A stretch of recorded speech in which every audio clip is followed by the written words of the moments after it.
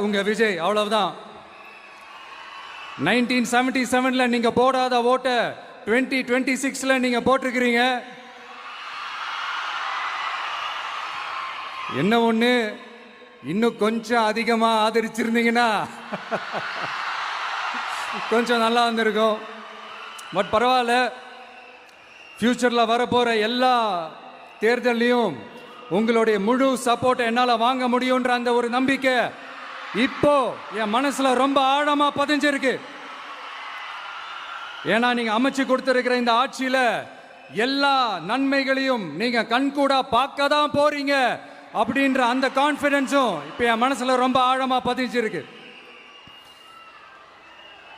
யார் எந்த நிலைமைக்கு எந்த பொசிஷன்ல போனாலும் இந்த கிண்டலும் கேலியுமா பேசுறது இருக்கதானே செய்யும்.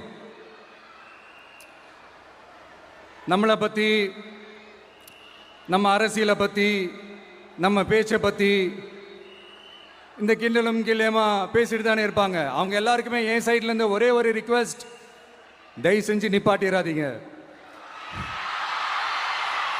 தயவு செஞ்சு கண்டினியூ பண்ணுங்க. நீங்க தான் என்னோட எனர்ஜி ஃபோர்ஸு. நீங்க பேசிக்கிட்டே இருங்க, பேசிக்கிட்டே இருங்க, பேசிக்கிட்டே இருங்க.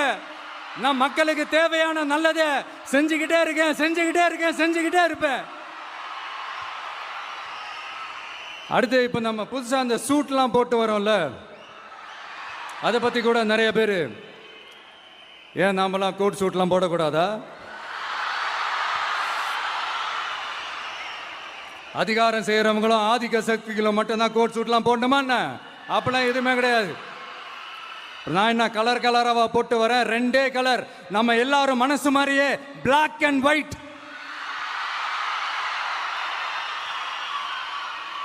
எல்லாத்திலும் பிளாக் அண்ட் ஒயிட்டா இந்த விஜய் இருப்பான் அப்படின்னு காட்டுறதுக்கு தான் அந்த கலர். அடுத்து அந்த பிளாக் கூட யாரை குறிக்கும் எதை குறிக்கும்ன்றது நான் சொல்லி தான் தெரியணும்னு அவசியம் இல்லை, அது உங்களுக்கே நல்லா தெரியும். எல்லாத்துக்கும் இப்படி வழக்கம் சொல்லிக்கிட்டு நச நசன் பேசுகிற டைப்பும் நம்ம கிடையாது. உங்களுக்கே தெரியும், அதிகபட்சமாக எல்லா மீட்டிங்கிலும் 20 நிமிஷம்குள்ளே தான் நான் பேசியிருக்கிறேன்.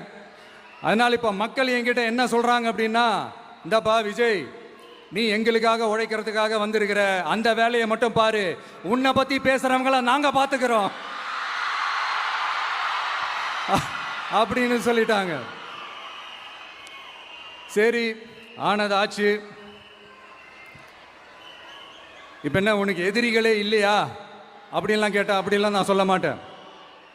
அப்படிலாம் நான் நினைக்கவும் மாட்டேன், அப்படி நினைக்கவும் கூடாது. இப்பவும் சொல்கிறேன், அரசியல் ரீதியாக சொல்கிறேன்,